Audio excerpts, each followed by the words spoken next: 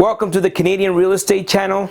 I'm the Godfather, Alfonso Cuadra, and we're doing these lessons from the Godfather, and it's a really, I'm having fun with this series. You know, a lot of comments, I read a lot of your comments. Today we are talking about wholesaling. Wholesaling explained. What is wholesaling in real estate, and how does it work?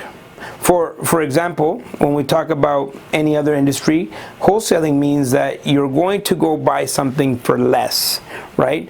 So you're usually buying it in bulk, or you're buying it below retail or market value, right? And essentially, that's the idea here. Sometimes there's people that add a lot of value to themselves, and they become transactional engineers, meaning they're out there consistently, you know, putting offers, trying to work with sellers, and putting deals under contract. Those contracts, you know, it's in the way you structure the contract. You want to have your assignment clauses, but let's say you have it's your name and or signs. This now gives you the ability to assign that contract to another party. Why in the world would another party buy real estate from a wholesaler?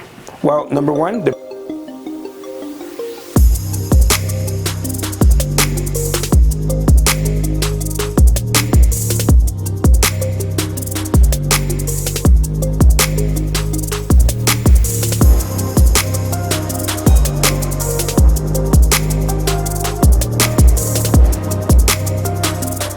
purpose powerful enough will make you unstoppable.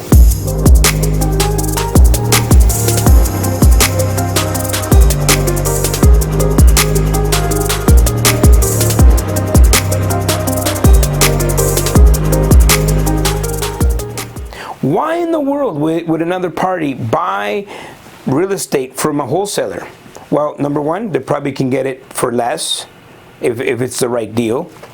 Number two, that party may not have the time to go out there and be putting in multiple offers.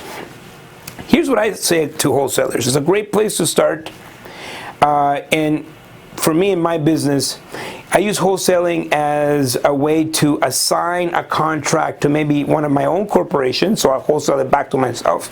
Or I may create a situation where, you know, I have too many deals happening that I need to wholesale it to another party, another investor. And so to simplify things, I'm going to give you a little case study. Let's say we have in this property right here with a market value of roughly around $379,000.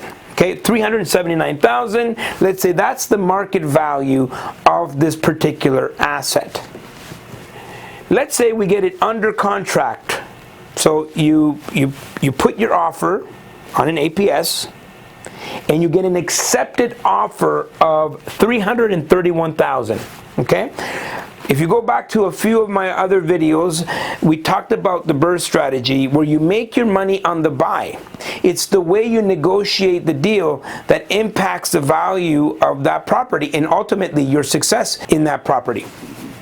So $331,000, you make your money on the buy, right? So let's say it's worth $380,000, but you managed to get it down to $331,000. You have created about $48,000 of value in this deal, right? Because it's worth $380,000, but you have it under contract for $331,000. Now, people ask me all the time, Alfonso, what are the books that I need to be reading to be a really good real estate investor? And so what they're expecting me to say is some sort of like book that's going to give them all the ins and outs on real estate. My answer is always the same. You need two types of books. If you want to be successful in real estate, of course, read all the real estate books out there, strategies and learning how to do things, get educated, of course. But you need to focus on sales, and you need to focus on leadership. Those two types of books, those are the category of books that you need to be feeding yourself with, so you become a really good salesperson, so you're able to sell yourself to that potential seller to give you the deal. right? Just because you put in a whole bunch of offers doesn't mean that you're going to be successful in wholesaling. You have to be good at selling yourself.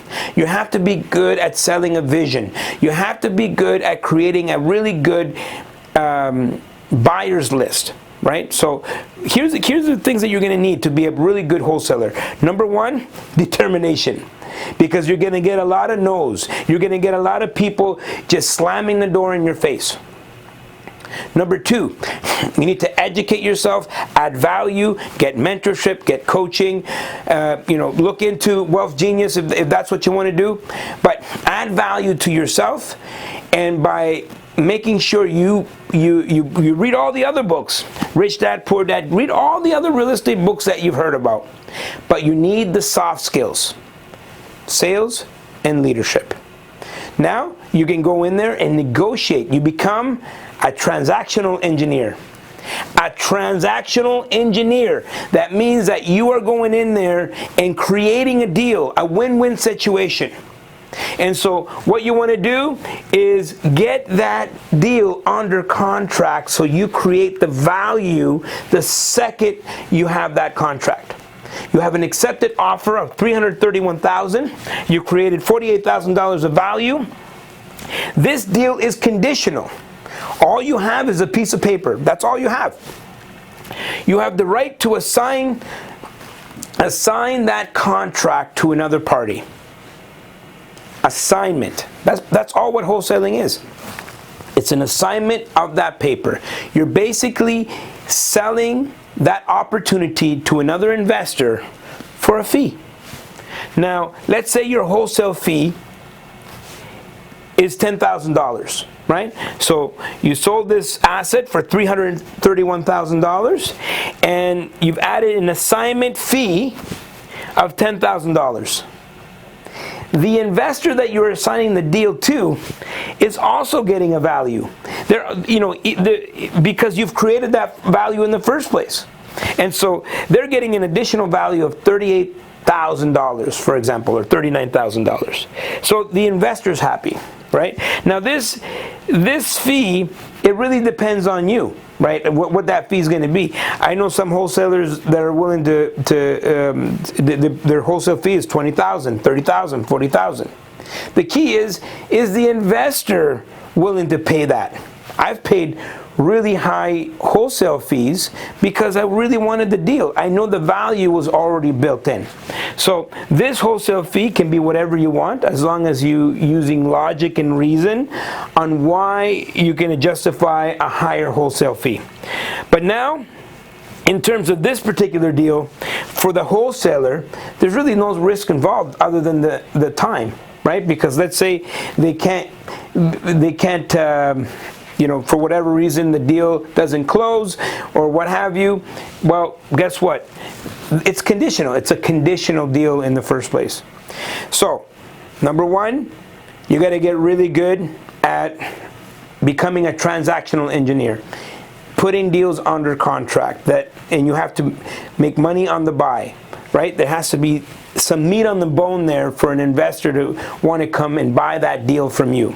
Number two, you have to have a really good buyer's list.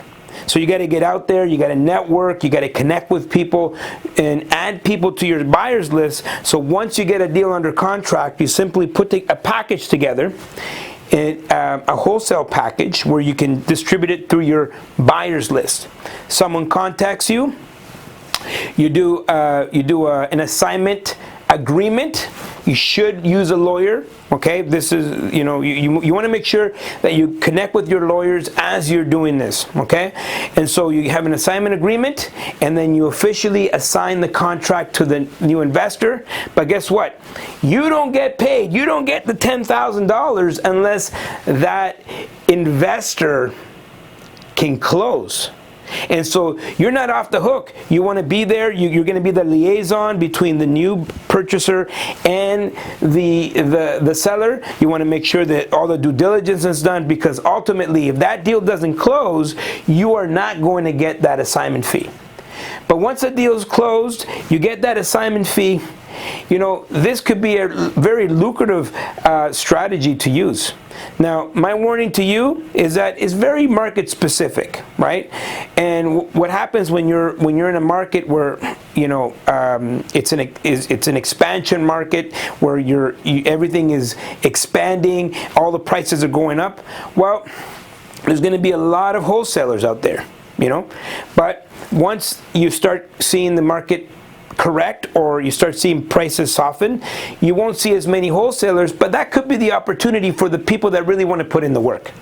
And so, for example, on a simple $10,000, if you did one wholesale deal